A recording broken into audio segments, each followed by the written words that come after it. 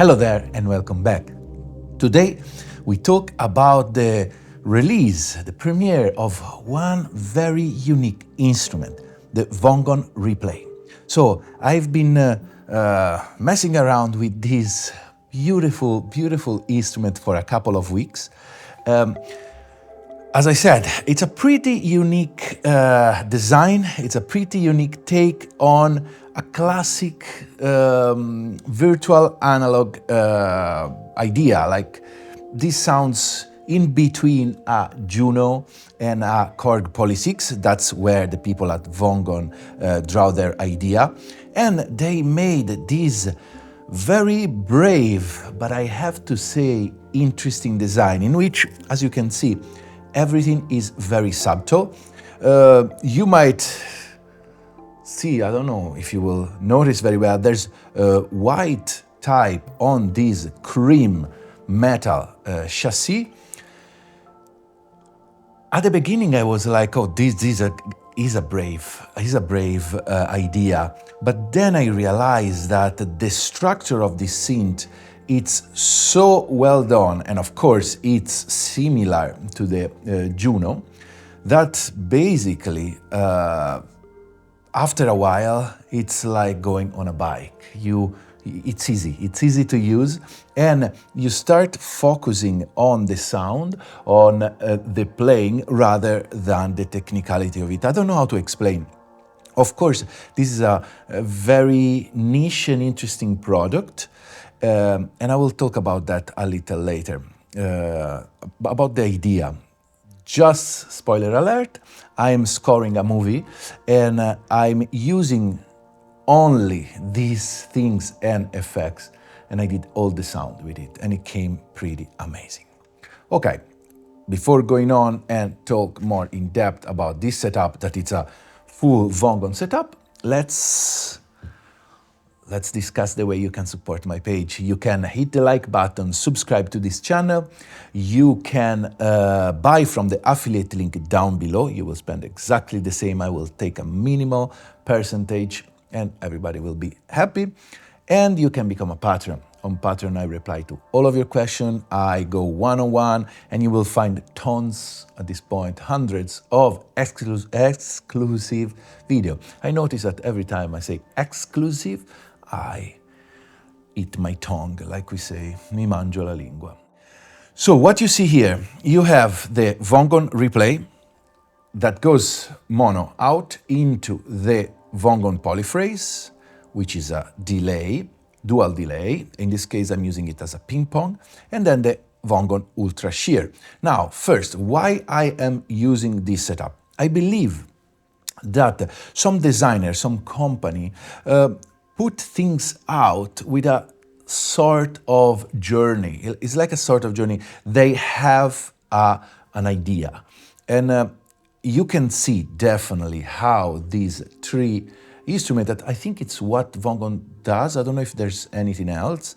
But they have a very clear design. They have a very clear aesthetic, both in sound and in look. So, of course, they draw from the past, from vintage, adding all the bonuses of the modern times.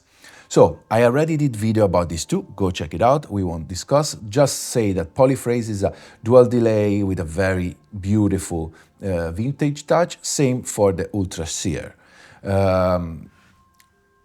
The replay, so it's based on Juno and Korg Polysix sound.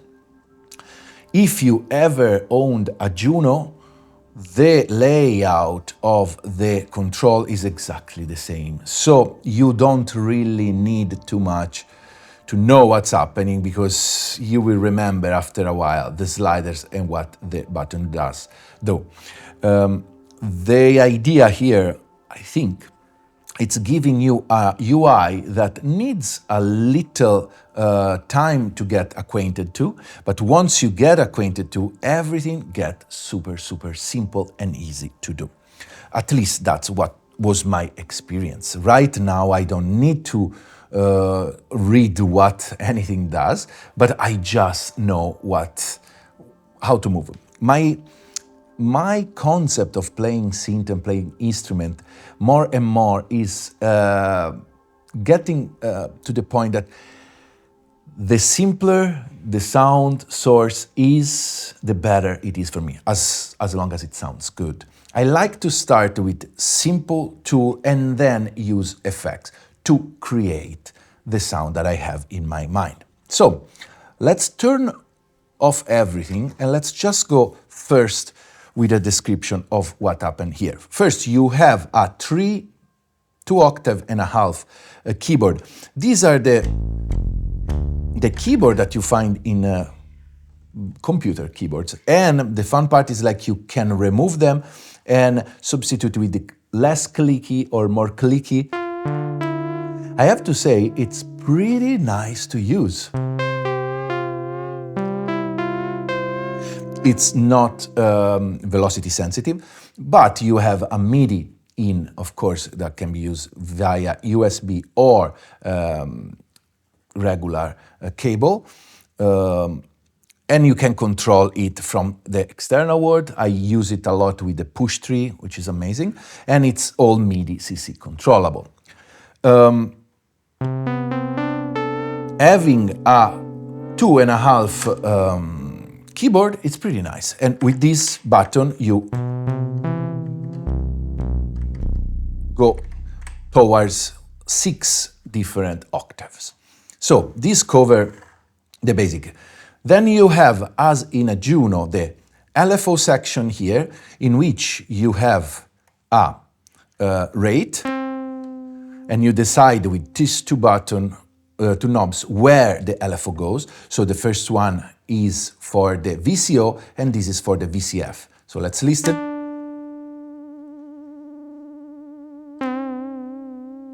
Beautiful if you want to do your warbly sound.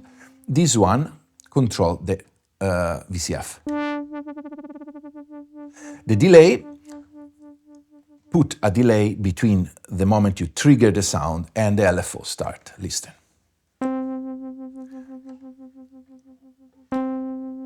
So first the sound is clean, and then the LFO start. It's beautiful sometimes to add these when you do stuff like this. Give some delay so the chord come in. But let's not get ahead of ourselves. Then you move to the to the VCO part. VCO, you have 3 settings. One is sawtooth, one is square with pulse width, and the middle one, it's just noise. Now, you can use the internal noise circuit, or you can feed an input, and then you can decide, here you have all the secret, the menu system, and you can decide to process the external sound through the replay. But we won't do that today. So, let's say we decide to go with our beautiful sawtooth, when in sawtooth the pulse width modulation doesn't work, of course. So then you have a noise and the LFO, as we said before. As you can hear, it's already very beautiful. There's no effects going on, but if you had something,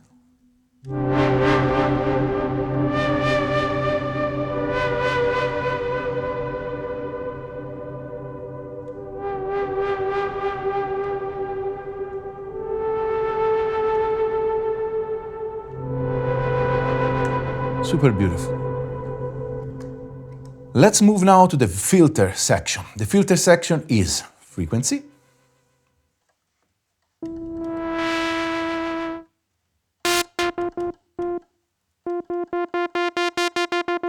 and a resonance. The resonance can self-oscillate, and this could be useful because then you can do some cool sound design. We'll see in a minute. So then here you have the envelope of your filter that follows your envelope here. So basically this envelope, it's linked to the amp section and to the filter section. You have a keyboard tracking, means that the keyboard modulated the filter basing on its pitch. So the lowest is the pitch, the less it will open the filter. When you put it 100%, then it's 1:1, means that if you self-oscillate the resonance here, you can create this interesting sound. And then you have an LFO.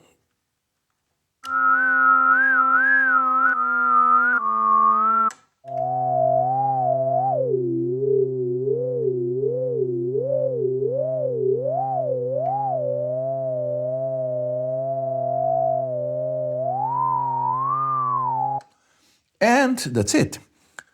Again.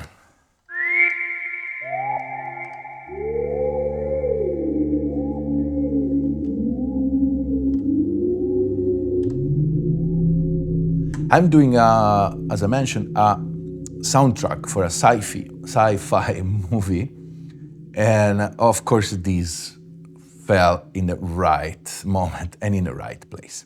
Okay, let's move now to the amp section, where we have a 3-position switch. Envelope basically means that follow the envelope.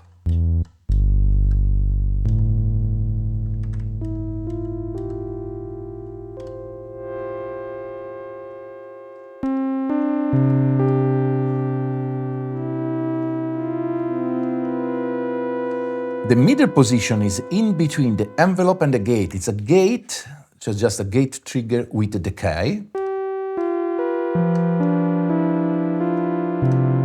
And then a simple gate. And this can get very snappy, which is great with the Arpeggiator, which they put a lot of effort in it. It's the things you listened at the beginning of this video. The VCA slider controls the amount of VCA, so it's volume, basically. Last but not least, your Arpeggiator page, which is one of the most fun part of this instrument. You have a range that select the octave, just one, stay in the octave, then add an octave high and another octave above. Then you have off. Keyed means that the Arpeggiator will just go only when the keyboard are pressed.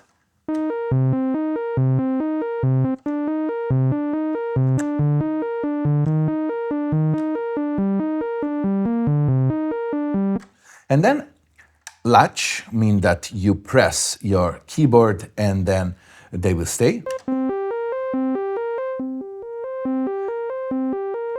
Simple. There's two ways to make the latch work. There's Poly 1 and Poly 2. And this you select all of these different possibilities in the secret menu.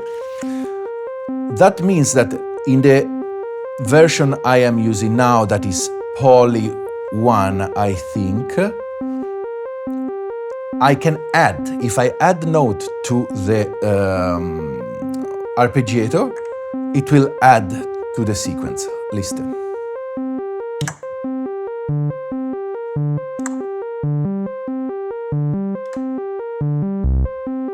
I love it. This is in between a sequencer and an arpeggiator, because you can create, as I did at the beginning, a sort of sequence.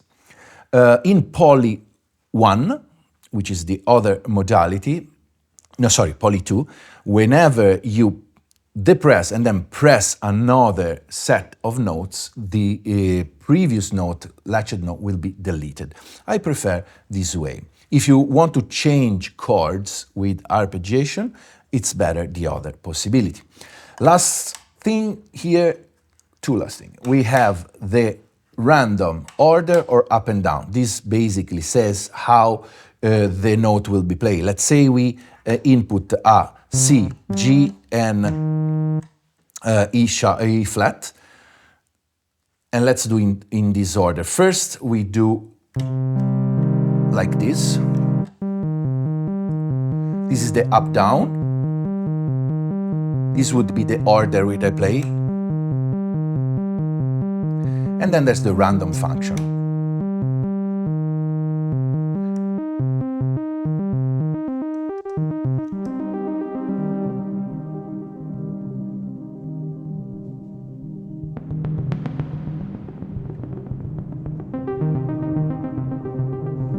It gets very interesting when you use the envelope in gate that is very snappy. Sorry.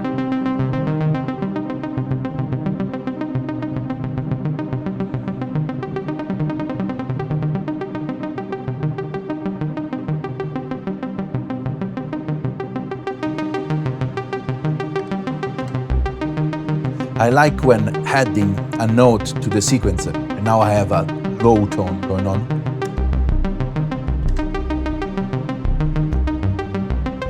And I can add an octave more. If you want to perform here and change suddenly the things, what you can do is like put down a chord. Now I will change, and then go from latch to keyed and back in latch. And now I'm in this new chord.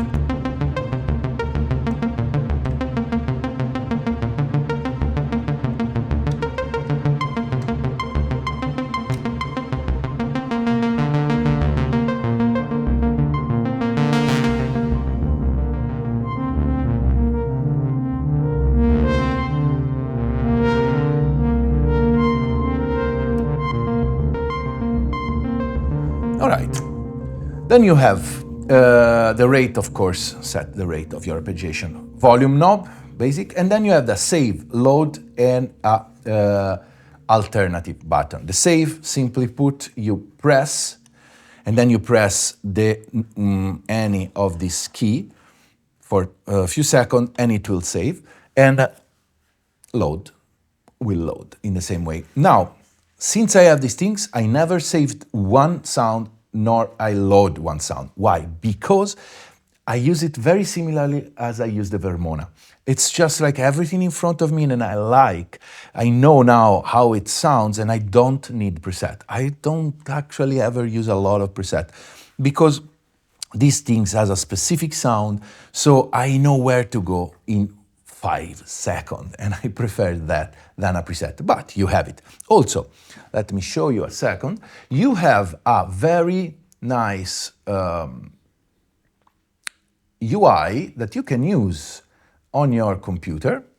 So as you can see here, you can connect via USB, and then you will have all of the possibility, including all the waveform of the LFO. Right now we were using an sine, but you have 7 different waveforms that you can choose. So that's a possibility if you want to use your computer. If you press Alt, you will have all of these special other possibilities which let you decide the different way the oscillator work, the pulse modulation work, the MIDI, the LFO, and so on and on and on. Never use it so far because I'm happy as it is. I only change from Poly 1 to Poly 2. That's it. Let's do first a quick talk about why an instrument like this exists, and then we will do some sound example at the end of the video, so you will enjoy that without me talking too much. Let me open back the thing. So why? I asked myself, there's so many different possibility if you want a Juno sounding synth, starting from the Roland one, the boutique, which I own and I used extensively.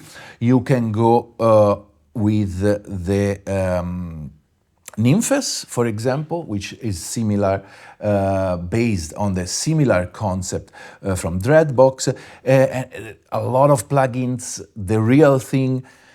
Then this come So it's a very saturated market, and I believe that it's a very saturated market in everything at this point. So the only one things that can stick out and can make you want to play an instrument, use a car, use a watch, use a camera, it's the UI. It's how this tool interface with you. Now, I have to say that these instruments really grow on me. And for full disclosure, it has been sent to me, and it's not the cheapest because I think it goes for around $800, but it's a pleasure to use. It's really something that I really enjoy aesthetically. It's striking, and I like to have it on my desk, contrary, for example, to some other more plasticky and cheap instrument. It is a digital emulation, so it's not analog. So for somebody, this could be a deal breaker. For me, it's not. I don't care anymore. The digital stuff sounds as good as the old thing, at least to me, of course. But I am really drawn by aesthetic. I'm really drawn by ideas behind the full production of a company. So I love what Vongon is doing. I love how this is now a beautiful system. It's a great sound design tool. And yeah, I think it has a space if it resonates for you, to you. It's a couple of weeks that I'm using it extensively. And to be honest, whatever thing I portray, I describe in this channel is because I love it. It's because I'm using it. And the few times that I asked for instrument is just because I know that they will be in my workflow. You don't see a lot of time stuff that I demoed, including the Vongon, but because they are in the background and I'm using for my work, for my production, for scoring, for my music, and it would be impossible for me to show the same things over and over because this is a channel and I have to do demo and I have to keep this afloat in this way.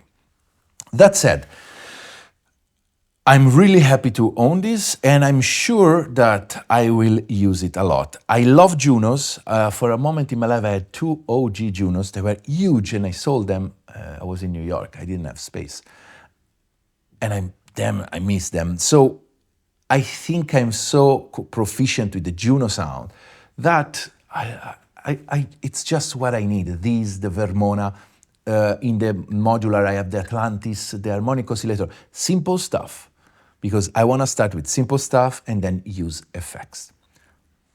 That said, let's do some sound design. So, first things that I always like to add that some delay and a rate here. So, after I press, I have this warbliness, maybe slow. Let's listen also to the square.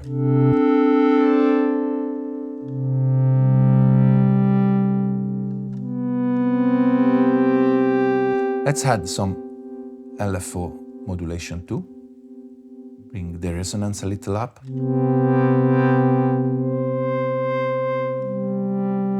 We can also add the release.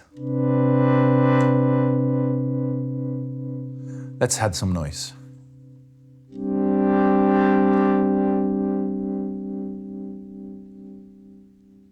Add some envelope.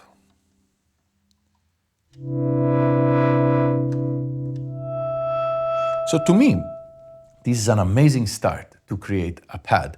And I don't honestly need anything that I had in previous synth that I own with tons of stuff that get me just confused. Because now, let's add some echo and let's listen. Polyphrase is making it stereo, opening up the field. Already gorgeous.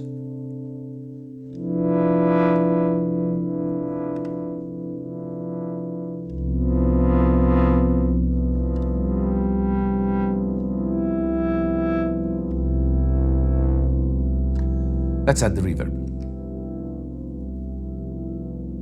Long decay.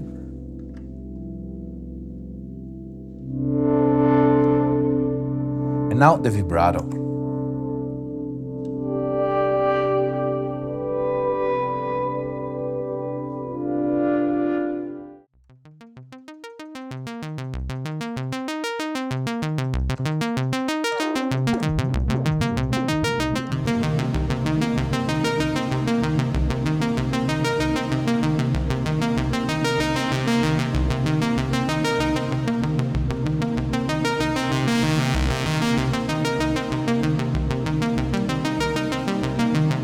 like to add single notes to it and change the entire spectrum of it.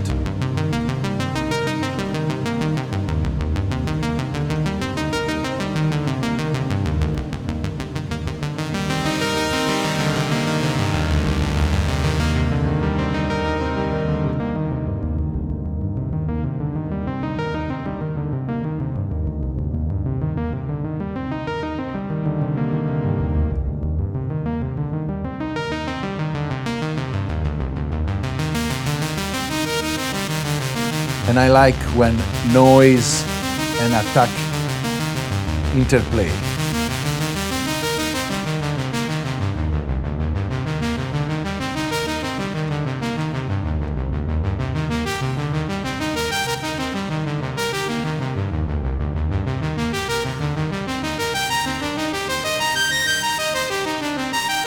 Let's change the entire thing.